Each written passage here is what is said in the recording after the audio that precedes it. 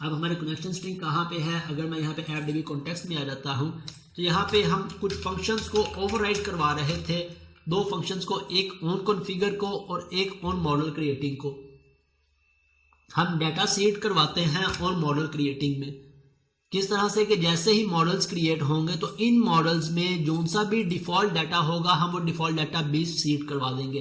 अब हमने default data कहाँ कहाँ पे सीड करवाना है, एक हमने डिफ़ॉल्ट रोल सीड करवाने हैं, इसके बाद default users means admin user, manager user या जो सा भी डिफ़ॉल्ट सुपर एडमिन हमने सीड करवाना है वो हम यहाँ से सीड करवा देंगे। किस तरह से, इसके भी आसान से स्टेप्स हैं।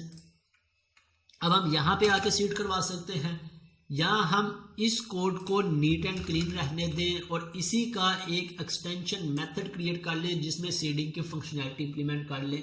सो मैं इस कोड में चाहे लिख लूँ सारी की सारी सीडिंग की डिटेल, या इस कोड को as it is neat clean रहने दें और हम जितने भी एक्सटेंशन मेथड्स हों इससे रिलेटेड मैं इसी DL में एक फोल्डर क्रिएट कर लेता हूँ एक्सटेंशन मेथड्स का।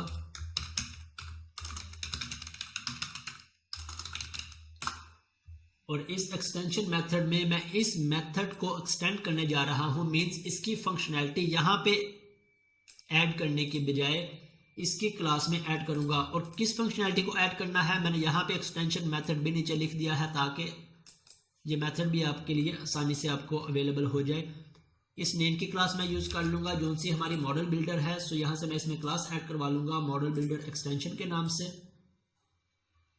Model builder extensions.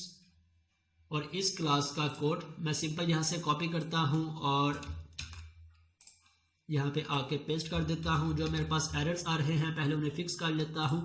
अब कंट्रोल डॉट प्रेस किया, इसका एरर फिक्स कर लिया। आइडेंटिटी रोल का एरर फिक्स कर लेते हैं, कंट्रोल डॉट प्रेस किया, इसका एरर फिक्स कर लिया। यहाँ से एप्लीकेशन यूजर्स के बजाय हमारी क्लास का नेम है ऐप यूजर्स और इसका एरर भी फिक्स कर लिया। इसी तरह यहाँ पे भी ऐप यूजर्स और ऐप यूजर्स।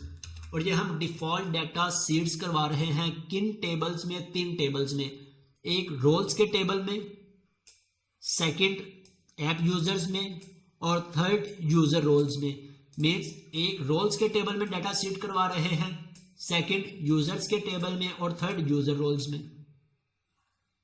राइट, रोल्स के टेबल में हम क्या डाटा सीड करवा रहे हैं, मैं डिफ़ॉल्ट 3 रोल्स को ऐड करवा रहा हूं, एडमिन, मैनेजर और कस्टमर। हम इसका नेम कस्टमर रखना चाहें, सिंपल यूजर रखना चाहें, कोई भी नेम रखना चाहें हम रख सकते हैं। अब किस तरह से सीड करवा सकते हैं, मॉडल बिल्डर डॉट एंट्री, जिस भी टेबल में सीड करवाना है, हम कैटेगरीज में सीड करवाना चाहें, हम प्रोडक्ट्स में सीड करवाना चाहें, किसी भी टेबल में सेम फ्लो से हम यूज़ कर लेंगे। मॉडल बिल्डर डॉट एंट्री, यहाँ एंटिटी, यहाँ पे एंटिटी का नेम और डॉट हैश डाटा। और यहाँ पे जितने भी रिकॉर्ड्स हमने ऐड करवाने हैं हम सभी रिकॉर्ड्स को 1 बाय 1 ऐड करवा देंगे। तो यहाँ पे फर्स्ट पे हमारे पास कितने कॉलम्स हैं, मेरे पास 1 2 3 और इसके अंदर मेरे पास 3 से 4 कॉलम्स होंगे जिन्हें मैं यूज़ कर रहा हूँ। ID, name, normalized name. अब आईडी हमारे पास ऑटो जनरेटेड नहीं है इसलिए हम इसे इनक्रिप्टेड फॉर्मेट में यूज़ कर रहे हैं 64 बिट्स में। राइट, अब ये फॉर्मेट कोई भी आप गूगल से पकड़ लें, कोई भी एक रैंडम नंबर जनरेट करवा लें। मैंने यहाँ पे इनके लिए एक रैंडम नंबर जनरेट करवाए हुए हैं, आप इनके बजाय कोई भी नेम यूज़ कर सकते हैं। अब इसे आईडी असाइन करवा दी, एडमिन रोल आईडी जो मैंने यहाँ पे डिक्लेयर की है। सेकंड, मैनेजर को मैंने असाइन करवा दी, मैनेजर की आईडी जो मैंने यहाँ पे यूज़ की है। इसके बाद कस्टमर की आईडी यहाँ पे यूज़ करवा दी। राइट, ये हमारे पास मेन रोल्स आईडीज हो गई। इसे हम गाइड को यूज़ करते हुए भी जनरेट करवा सकते हैं। हमारे पास C# में गाइड होती है, गाइड डॉट न्यू, जो क्या करेगी, हर दफ़ा एक न्यू 6 डिजिट का या 12 डिजिट का कोड जनरेट करवा देगी। ओके, फर्स्ट टेबल हमारा सीड हो गया। इसके बाद नेक्स्ट हमारा कौन सा टेबल था, नेक्स्ट हमारा यूजर्स का टेबल। सो यूजर्स के अंदर हम जितने भी डिफ़ॉल्ट रोल्स ऐड करवाना चाहें, यूजर्स ऐड करवाना चाहें, करवा सकते हैं। मैंने सिर्फ एक यूज़र ऐड करवाया है, मैनेजर। अब इसकी आईडी भी मैंने पहले यहाँ पे डिक्लेयर कर ली और इसे आईडी ये वाली असाइन कर दिया। आप कोई भी यहाँ से आईडी जनरेट करवा सकते हैं, रैंडम आईडी। अब इसका यूज़र नेम क्या होगा, नॉर्मलाइज्ड नेम, ईमेल, ये सारी फील्ड्स कंपलसरी हैं। अगर आप इन्हें ऐड नहीं करवाएंगे आपके पास एरर आ सकता है। सो इन फील्ड्स को चेंज ना करिएगा। देन ईमेल हम यूजर नेम के बजाय एडमिन भी रख सकते हैं। देन हम यहाँ से एडमिन की आईडी या नेम वो यूज कर लेंगे।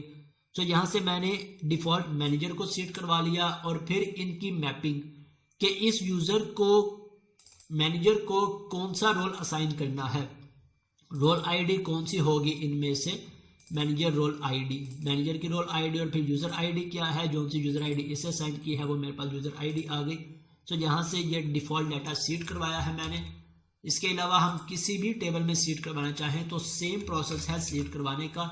यहाँ पे इस क्लास को लिखने के बाद इसे यहाँ पे कैसे कॉल करना है, अगेन बिल्डर डॉट सीट और यहाँ से कंट्रोल डॉट प्रेस करके इसके रेफरेंस को ऐड कर लेते हैं। मेरे पास डाटा सीट हो गया। मैं यहाँ से जब इस पर माइग्रेशन अप्लाई करूँगा, add migration, edit seat data, अब मेरे पास इंसर्ट की क्यूरीज जनरेट होंगी जिसमें ये सारे का सारा डाटा सीट करवाने का कोड लिखा होगा। यहाँ से मेरे पास इंसर्ट डाटा, देन इंसर्ट, ये सारे के सारे रिकॉर्ड्स मेरे बाय डिफ़ॉल्ट मेरी एप्लीकेशन में ऐड हो जाएंगे।